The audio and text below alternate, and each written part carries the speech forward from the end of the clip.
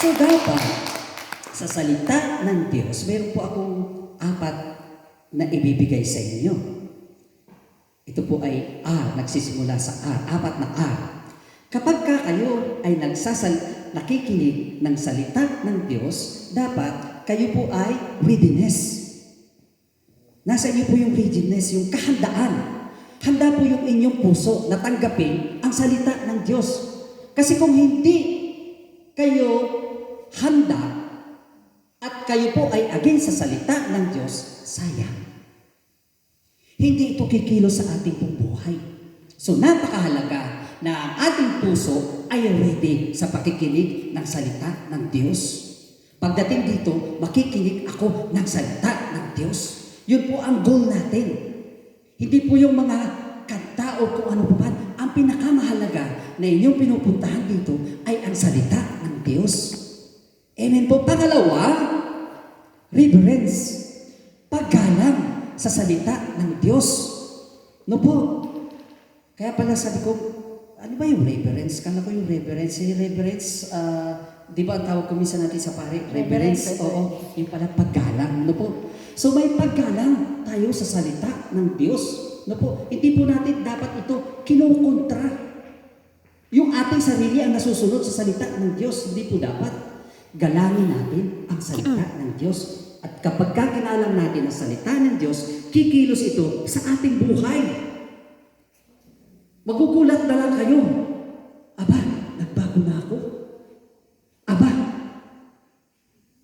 mayroon na akong mga ganito na wala naman dati. Kasi, ginagalang mo at sinusunod mo ang salita ng Diyos. Pangatlo, rejoicing.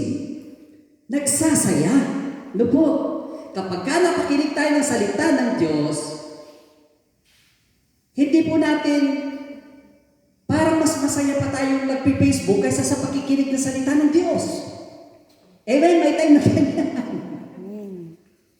Mas masarap pa sa atin na parang mas masarap pa yung matulog sa bahay kaysa nakikinig ng salita ng Diyos.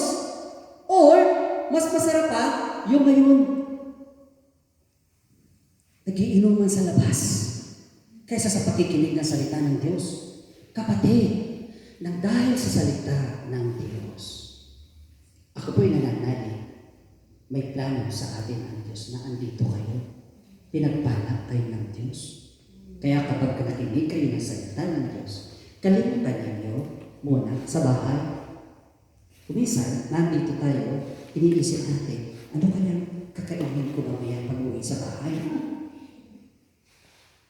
Nandito ba tayo? Iniisip natin, yung aking labahin, hindi pa natubig. Alalang-alala tayo sa mga bagay, ano po? Kaysa doon sa salita ng Diyos. So, magkaroon po tayo ng rejoicing, masaya tayo nakikinig ng salita ng Diyos. Pilitin po natin. Pangatlo, response. Ano po yung una? Readiness, reverence, rejoicing, at response.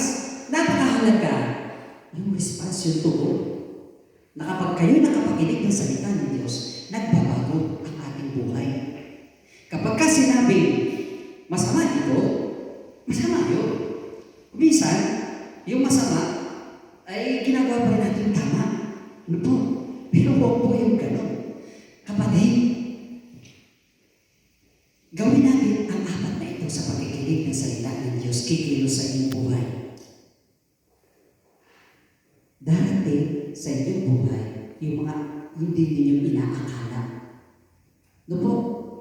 Minsan, okay, ito po yung mga hindi ko inaakala sa aking buhay. Sa pagpipreach ko po, dahil ko po sinishare yung mga experience ko sa salita ng Diyos. Ano po? Bilang katibayan ng tunay ng salita ng Diyos na kumikilos. So, ako po ay nag-a-apply. Galing po ako sa Korea. Tapos na po ang aking kontrata. Nagtrabaho ako 16 years. So, abay, 45 na ako. Wala nang katanggap. Wala natatanggap sa South Korea, ano lang, 35. Inabot na po ako doon sa South Korea na ganun kataas na edad. So, pero, guwapo pa rin na. Amen. Ganyan po yung nakikinig. Ngayon, hindi pala po ako makapapunta ng buhok. Sobrang busy po ako sa trabaho. Pinapadala po ako sa Queenstown, sa Christchurch. Lagi po akong pag-ganun-ganun. Yan po yung biyaya ng Diyos sa buhay natin. Diba? Sabi sa inyo mga kapatid, pag kayo nagpapatuloy sa paglilingkod sa Diyos, gagawin ng Diyos sa espesyal niya buhay. So, kailangan maging matatag tayo sa pananampalataya. Diba? Hanggang sa wakas. So, medyo po tayo sa aking katotoo sa aking buhay.